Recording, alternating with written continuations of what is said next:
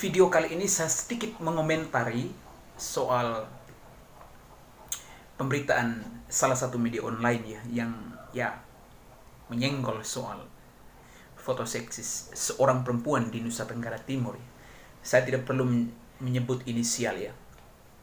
Mungkin Anda sekalian juga sudah mengikuti berita tersebut, dan memang berita ini juga memantik perdebatan di media sosial ya. Ada yang mengkritisi habis-habisan kenapa hal semacam ini diedarkan ke ruang publik, padahal ini memang ranahnya adalah ranah privat ya. Tentu saya memahami kenapa kemudian banyak orang yang mengkritisi ya, apalagi objek yang ditampilkan itu adalah bukan public figure ya, yang mungkin ada relasi politik ya di masa lalu, karena memang orang tuanya mungkin punya power politik di masa lalu sehingga media mengangkat itu. Tetapi memang banyak yang mengkritisi hal itu. Mereka menolak ya. Pada umumnya mereka menolak itu untuk diberitakan. Terlepas dari perdebatan semacam ini, ada dua hal yang mau saya soroti. Yang pertama, kenapa kemudian media kita hari-hari ini cenderung memuat konten semacam ini. Jadi konten-konten yang sensual, di dalamnya ada perempuan cantik dengan tubuh yang seksis dan modis, rambutnya mungkin rambut pirang, parasnya yang cantik.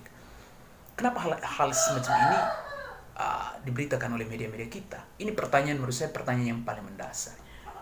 Nah, coba kita kembali lagi misalnya ke abad 18 ya, bagaimana kemudian 15 sampai ke 18, bagaimana kemudian kapitalisme itu beroperasi ya, mungkin dengan cara yang berbeda, tetapi hingga hari-hari ini juga cara-cara seperti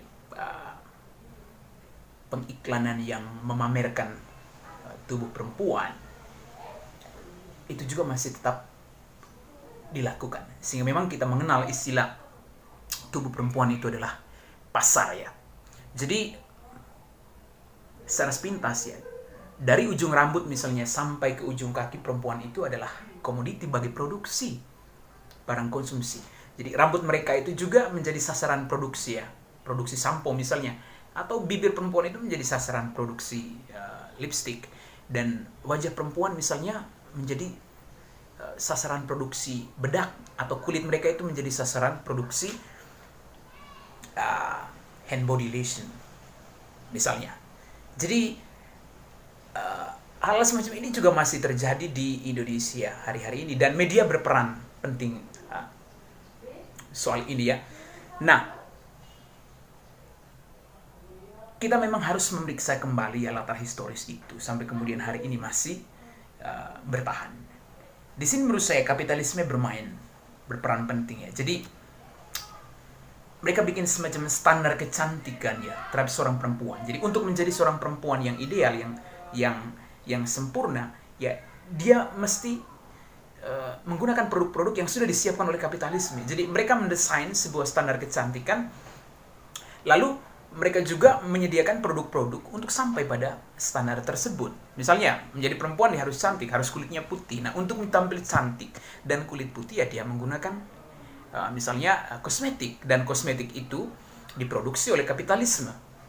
Jadi penindasan terhadap perempuan dengan cara yang mungkin kita anggap ini biasa-biasa saja ya, itu terjadi hari-hari ini.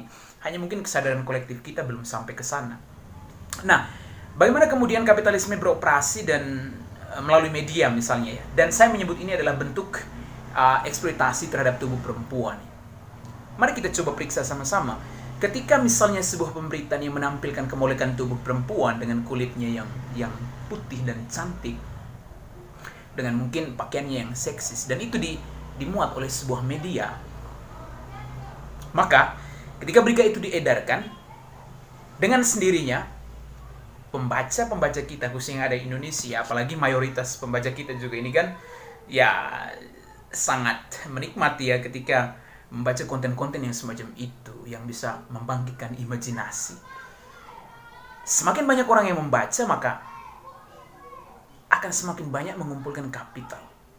Jadi akumulasi kapital itu tetap berjalan. Bagaimana kemudian korelasi antara kapitalisme dan media? Kalau kita misalnya cek kembali data, media-media mainstream, media-media arus utama yang ada di Indonesia ini adalah disponsori oleh kapitalisme. Jadi pemilik-pemilik modal dan media-media besar di Indonesia itu adalah kapitalisme. Jadi kapitalisme itu secara halus beroperasi di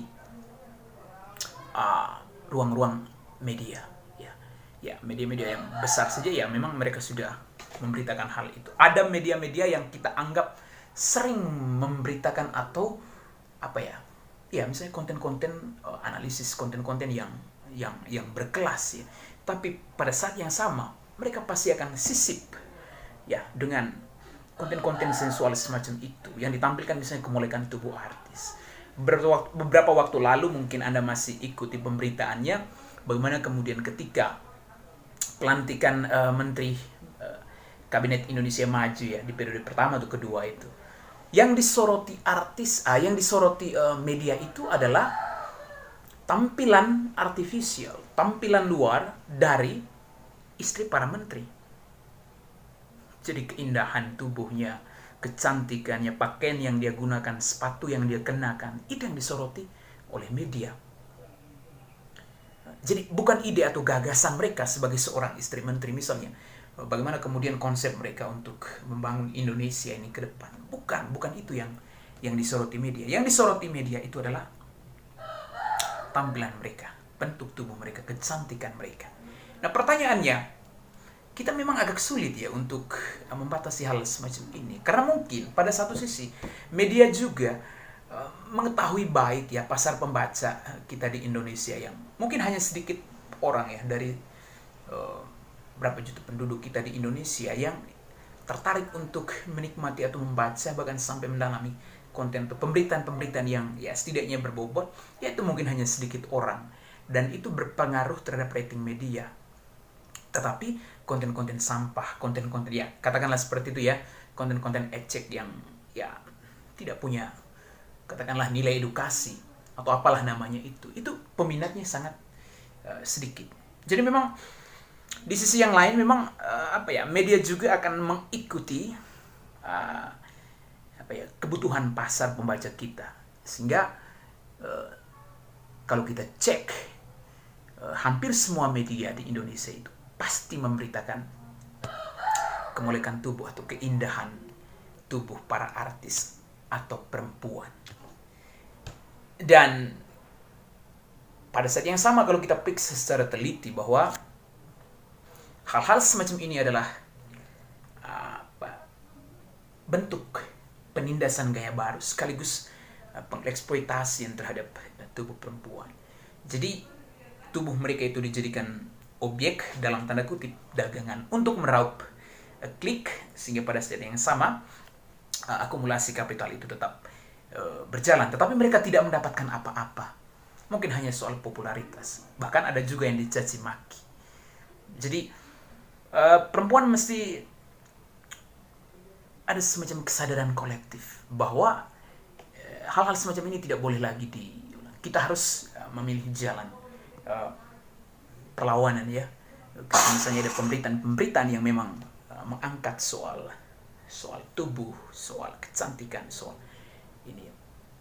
Maka kita juga perlu berpikir ulang bahwa kapitalisme sebenarnya beroperasi dengan cara yang samar-samar melalui media. Oke. Lalu yang berikut, ada satu respon ya, yang menurut saya itu adalah respon positif ya dari masyarakat Nusa Tenggara Timur ketika berita ini diedarkan dan menjadi perdebatan di ruang publik. Sebagian besar orang menolak itu dan mengkritisi itu. Menurut saya ini adalah sinyal positif bahwa ada kesadaran kolektif kita yang mencoba untuk memberikan semacam pemisahan yang tegas ya. Mana ruang publik dan mana juga ruang privat. Ada ruang-ruang privat yang tidak boleh diambil alih oleh siapapun, termasuk media, katakanlah seperti itu. Jadi penolakan dan kekritisan warga Nusa Tenggara Timur khususnya itu adalah sinyal baik untuk peradaban demokrasi kita ke depan ya. Jadi kita mulai memahami bahwa hal-hal privat, hal-hal yang berkaitan dengan pribadi atau dengan kehidupan kita pribadi ya tidak boleh diekspos dan bahkan orang tidak boleh ikut campur. Tapi ada hal-hal yang sifatnya publik yang perlu diedarkan ya boleh-boleh saja Anda untuk ambil bagian dalam mengedarkan wacana semacam itu. Tapi untuk konteks kasus kemarin saya pikir perdebatannya mungkin lebih kepada ya ruang privat yang dicaplok oleh media ya. Entahlah apakah memang sudah minta izin atau tidak, tetapi hal semacam ini menurut saya agak terganggu karena memang dia ini bukan public figure ya. Lain halnya misalnya kalau public figure dan mungkin secara etika media ketika misalnya ada orang yang sudah memviralkan foto semacam ini dan itu sudah menjadi perdebatan entah di Twitter atau di Facebook atau di Instagram. Lalu kemudian karena ramai diperdebatkan orang, ya sang jurnalis dia coba masuk untuk cari tahu di media sosial. Misalnya ada satu akun Lambe Tura itu di Instagram itu yang fokus untuk mengekspos perjalanan hidup artis dan dia kepo di situ karena sudah diviralkan oleh orang-orang tertentu. Jadi media hanya mengkonfirmasi soal itu dan bisa diekspos. Tapi itu adalah artis. Lain halnya dengan semacam objek dalam pemberitaan itu. Saya pikir ya itu tidak pas ya. Tapi saya tidak ingin masuk lebih jauh. Sehingga memang sekali lagi ada dua hal itu yang mungkin perlu kita diskusikan bersama dan untuk perempuan-perempuan juga bisa bangun semacam kesadaran kolektif bahwa media juga bermain atau berperan pentingnya dalam mengeksploitasi tubuh perempuan ya melalui pemberitaan sensual seperti itu. Yang dijual adalah kemolekan tubuhnya.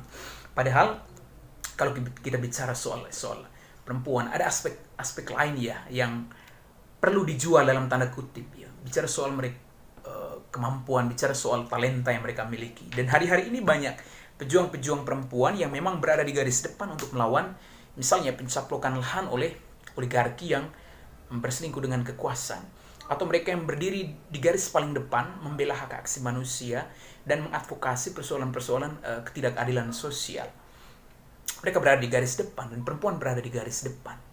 Jadi media-media jarang mengekspos hal-hal semacam ini. Tapi yang diekspos itu adalah soal kemolekan tubuh, kecantikan mereka, atau gaya mereka berpakaian. Jadi kita bikin semacam apa istilahnya ya perempuan dijadikan sebagai objek ya untuk akumulasi kapital. Menurut saya ini perlu direfleksikan secara bersama dan ini juga mungkin perlu edarkan terus ya, wacana semacam ini perlu dicakapkan terus di ruang publik sehingga kita sampai pada satu titik pemahaman bahwa kita menolak dan melawan ya bentuk pengeksploitasi dan penindasan terhadap kaum perempuan. Oke, mungkin hanya itu ya catatan-catatan sederhana dari saya ya. Selebihnya mungkin kalau ada yang mau berdiskusi atau sedikit bertukar gagasan ya, saya pikir silakan komentar ya di kolom komentar nanti. Terima kasih banyak. Jangan lupa komen, like, dan subscribe.